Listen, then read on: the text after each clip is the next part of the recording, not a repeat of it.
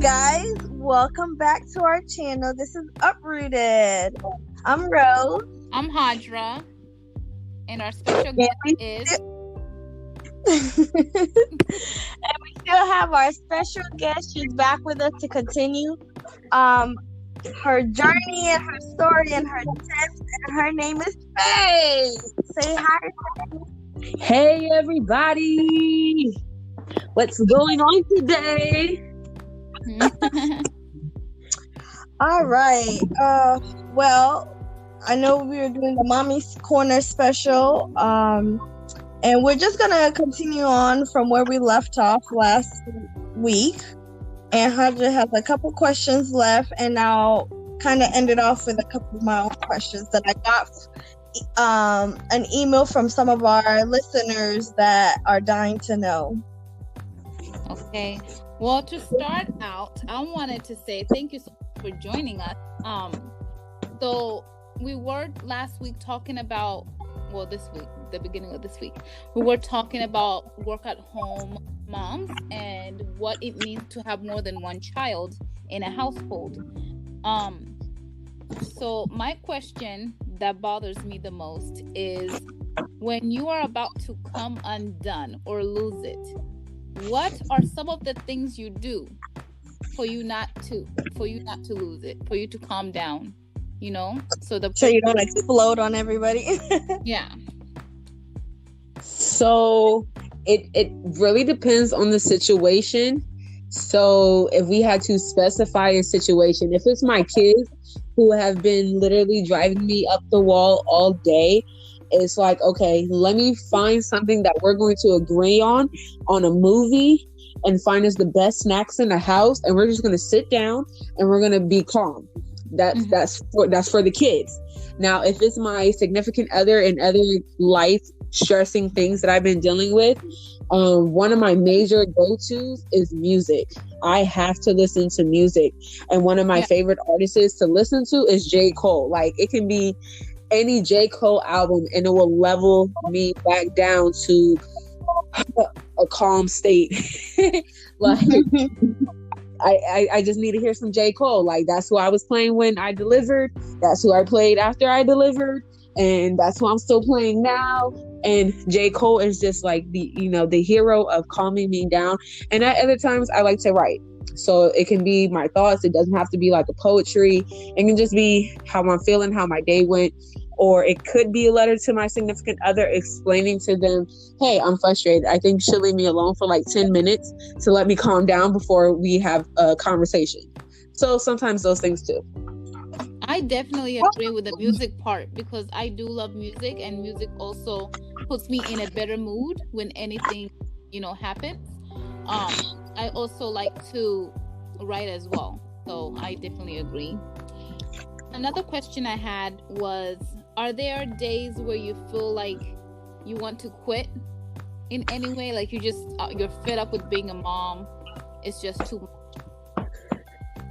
Oh yeah. I mean, there's plenty of days where it's like, oh my God, I'm so, how do I do it? And I think even on those days, some things that don't help with that mindset is like, if I go grocery shopping and people see that my kids are having their own personal meltdown because they don't know my situation and they don't know my kids, they look at me as like, oh, for stereotyping, she's a single Black mom who doesn't know how to raise her kids. So moments like that, days like that really piss me off. They make me mad. And it's just like, oh, I can't do this right now. Like, I really need a break. And then there's other moments where I get words of encouragement, or I have to encourage myself to try to be like, you know what, it's only going to get better. You just kind of, you grow as a person. So for those days that I do want to quit, I just have to tell myself, they're worth it. I can't quit because quitting would be too easy, So they're basically what keeps you going. Pretty much. I mean, they're the motivation for everything. Even if I want to pull my hair out, they're the motivation behind it. But the realization of it is, even on, like I said, even on those days that I want to quit, you know, there's other moments where my son will say a word to me or tell me that he's a tiger. You know, he'll have me put on his tiger outfit and he'll just run around the house like he's a tiger and then undress and act like he's Mowgli. And then moments like that, I'm like, oh my God, he's so precious. I love you. Aw. You know, but I love you. That's so sweet. Okay, well, Rosemary, you can take over now with your questions. Okay, well, we have a question from Chloe. What's one part of parenting that you're going to do differently than your parents did? And this can go for either of you guys. Can y'all both answer that question?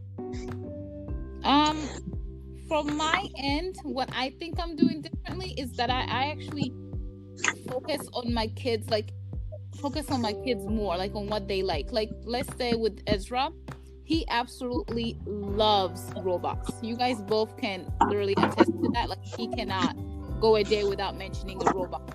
That's his thing since he was 1.5.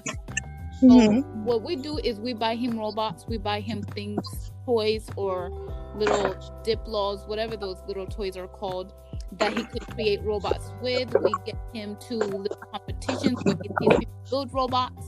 Like, we encourage his interests, you know, so that it can invest into something greater. And we do the same thing for Micah, but at this point, Micah is really wishy-washy. He just follows his brother. You know, so that's my perspective on what's happening on that. Okay, what about you, Faye? So for me, I'm doing a number of things differently. I'm doing a number of things differently than what my parents did for me. So I didn't really have my dad too much around.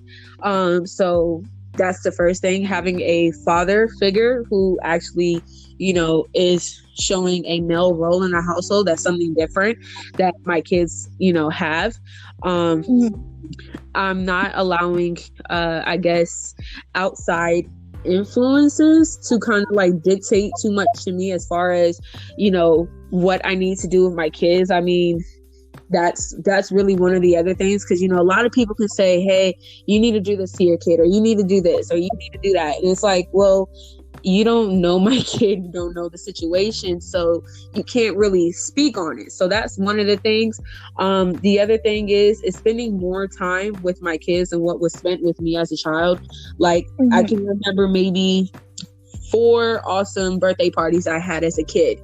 And then for the rest of my duration of an adolescent to a teenager, I didn't really have the parental figures in my life. You know, everybody was working or they weren't around, and it would just kind of be me and my sister left to, you know, to care for each other. So I think in a psychological aspect, I'm not going to have my kids be that child adult. I'm not going to leave my kid to take responsibility of taking care of his siblings that I chose to have.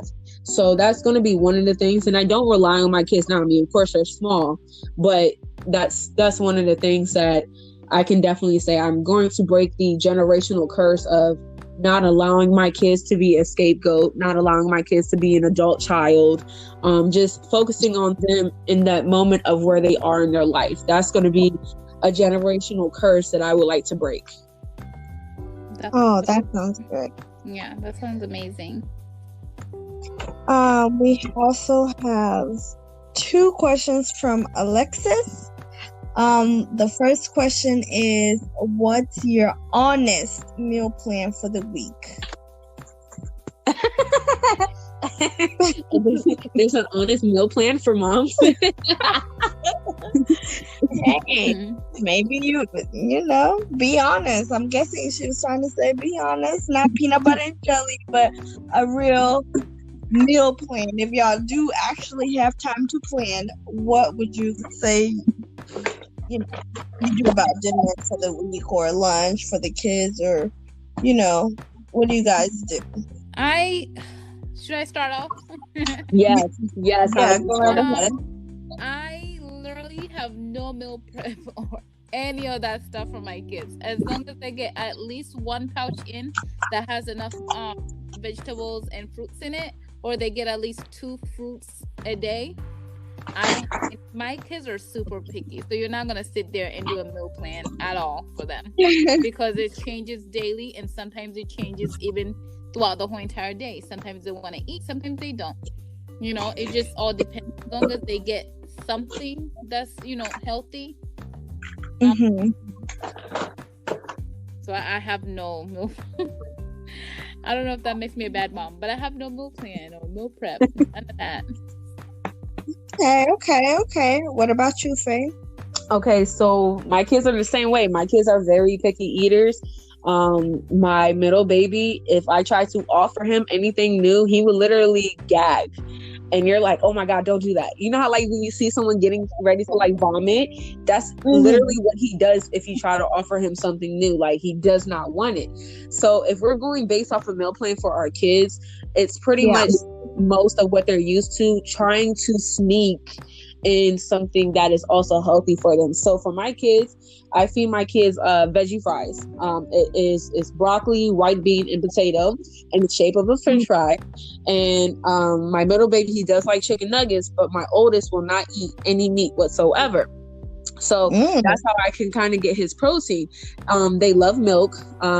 Yogurt, kind of picky on. But I can definitely get them to, get their veggies and drink their veggies and fruits by giving them like almost like Naked. It's called Smart Juice, and it has like fruits and vegetables in it, and they will drink it. They think it's a smoothie, so they see me drinking it, they're going to drink it. So I've been able to trick my kids into getting their nutrients. Now, if we're saying for moms, what is a mom's honest meal plan? As long as I get a salad in, that's good enough for me. I can get a salad, and then my midnight snack is probably going to be like 6 Oreos. I'm not. That's my honest. As long as I have something sweet at the end of it, sometimes I literally will wake up at like 1-2 o'clock in the morning and be like, "Oh, I have a sweet tooth. I want some Oreos." And then my husband will look at me like, "Yo, you're so fat." I'm like, "Leave me be. Let me enjoy my. I don't bother you. Let me." Right. I also have a sweet tooth, but I love sweet potatoes. So if I roast a sweet potato, I'm about to eat it. Right. But hold on, Hadra has to be specific on how she eats her sweet potato, because I seen her hold a whole sweet potato in her hand and just eat it that way. So after she cooks it, it's just it's a weird how she eats it. I don't put on any. I don't like anything on my sweet potato, and I don't like American sweet potatoes. They're not sweet. They taste weird. See? Okay, wait. So you don't cook it? No, I put it in the oven. Like it's like I kind of roast it and then I just peel it. I don't even peel it like before I put it in the oven. I roast it in the oven fully how it is, and then I peel off the what do you call it? The outer part, and then just eat it. Oh, that's okay. Well, for me, I boil my sweet potato and I eat it like that. I add a little bit of butter, but that's about it. I heard if you boil it, then the nutrients come out, and I don't want that. Shoot, I'm eating it and it's good. So. I mean, everybody's different, as long as I get that in. All right. So, Alexis had another question, which is, if you could have one night out with a free and trusted babysitter, what would you do? It's okay. So hold on. Let's be specific here. How long is the night? Let's let's pinpoint some hours here. From what time to what time? Okay. Well, let me just make that up. From maybe 7 to like 12. Okay. I'll put her in a movie. Dinner in a movie. Dinner in a movie with my husband is like the best time ever. Okay. Because we don't get often, and when we do, there's always kids there. So if there's no kids, and it will be romantic and it will be beautiful. So it's all. Okay. What about you, Faye? So depending on what movie is out, I might select a movie, but then that's going to cut into my hours right there. Dinner definitely is going to be a thing, but I can definitely say that. So one of my birthday traditions, I love to go out to eat, but I also love to do escape rooms. I love to, challenge my mind and make sure that I'm still sharp, I'm still quick as ever, even as I lose my mind while being pregnant after I'm delivering. So if I could, I'd probably be like, okay, let's go out to dinner and then let's go do an escape room. Somebody just be like, oh my God. And then, yeah, like maybe, I don't know, like bowling or something. I like that. I like that. Yeah, that's. Sorry, I'm getting pop-ups. I'm so sorry. But that's what I would do if I had a reliable babysitter who could watch my kid for 5 hours. That's how I would plan. Or I would go dancing, because it's been forever since I've gone dancing. I don't even think I have breaks anymore, unless I go see Howard or I go see my niece and nephews, and we start, putting on some Nigerian music and then be like, hey. Oh my God. Or the Joanna comes out and I'm like, hey. And then somebody switches it up and puts on some Daddy Yankee or Don Omar. I'm like, hey. Okay. I'm just saying, it's live. It's live. Don't get me wrong. Sometimes I have a little party with my kids. Next episode, Moms with Rhythm. Right. Moms with Rhythm, if you still have it. From not going out. That's the next one. From not going out, do you still have rhythm? Okay. Well, the last question is from Sheena, and she wants to know, what's the one thing you would have done differently so far with your kids? Done differently. Yeah, this is for you too. So I don't think I'm as disciplined as I would like to be. Once I see their little faces, I'm like, oh my God, fine. But I would love to be that type of parent who's like, y'all go study for 5 hours. But I'm not. Because I usually give them maybe an hour. And even then, I'm right there. So they can't, they can't mess up, or if they have questions when they're doing homework, I'm there to answer it or help them out. So I would like to be more stricter in terms of studying, because I have seen people who have succeeded when it comes to, being that type of person. And I admire those type of people who can literally be that example for their children. Because I see it as, if you can teach your children at a young age to be focused like that, then they definitely have, they have no I don't know how to describe it, but they'll have no, they can't say, oh, I never, my parents never tried for me. Makes sense? Yeah.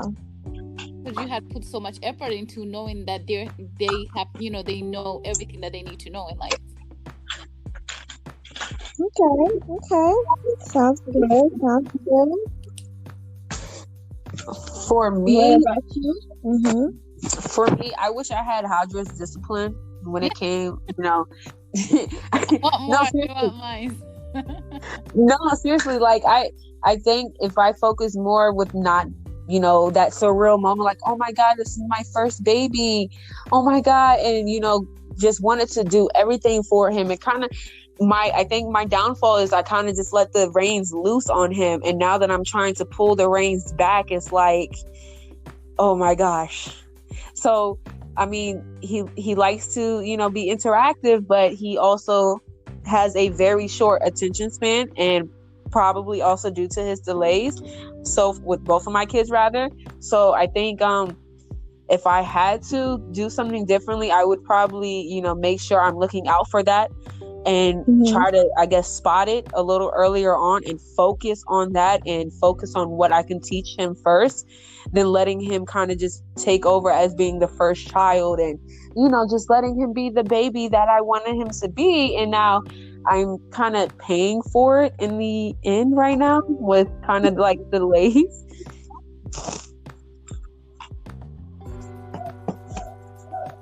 Okay. But that's what it would be. I wish I had a Hadra's discipline, even though she wants to be more disciplined. But I wish I had her discipline. There's nothing wrong. But yes. So, I know last week you did give our audience a little bit of advice. Would you like to give them a little bit more? Sure. Okay. So, next advice for moms.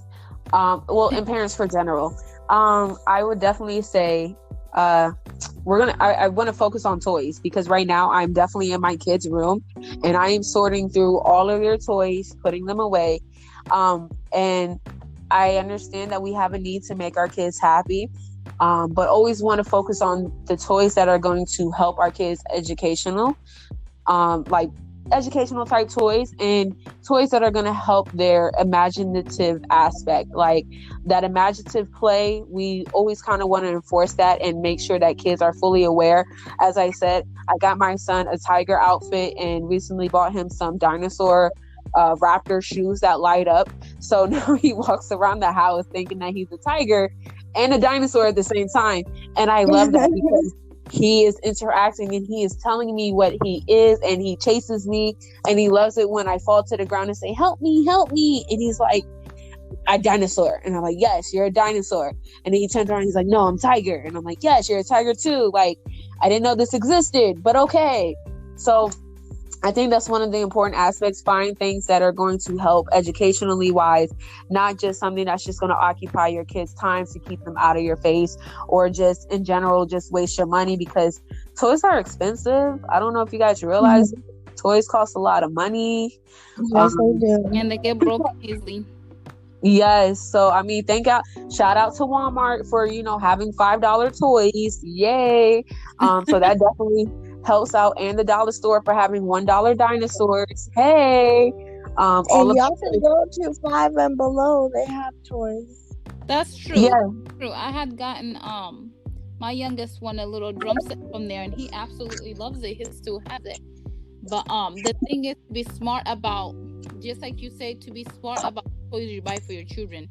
Like, yes, you do want to make them happy, but at the end of the day, those toys are going to break, and you're going to have to buy a new one, right?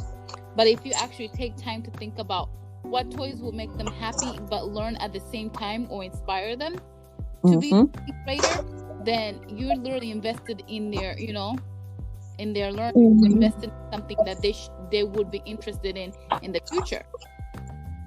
Absolutely. Instead of absolutely. Exactly. So one thing I like to do is go to the dollar store every once in a while and buy those little books for $1, or like arts and crafts for $1, and we just do arts and crafts whenever we can, or we do the books. And my son, he does the books in less than 3 days, and that means I have to go back in 3 days, and it's hard, but I love it. So yes, it's worth it. Is there anything else you guys would like to mention for our podcast? Yes. If anybody else, our listeners out there, if you have any questions, make sure to email them at uprootedcast@gmail.com, or you can just comment under our YouTube videos. Don't forget to like, subscribe, and please share. Yes, please share. Yes. And I want to thank our guest speaker, Faye. We will have you again one of these days. Continue raising those kids, and wish you all the best. Yeah. All righty. Love y'all. Good night. We love you so much for joining us. It was a pleasure. All right. So, Uprooted family, we're uprooted, shaken, restored. Until next time. Don't forget, we water our roots so we can all learn and grow. Bye. Bye.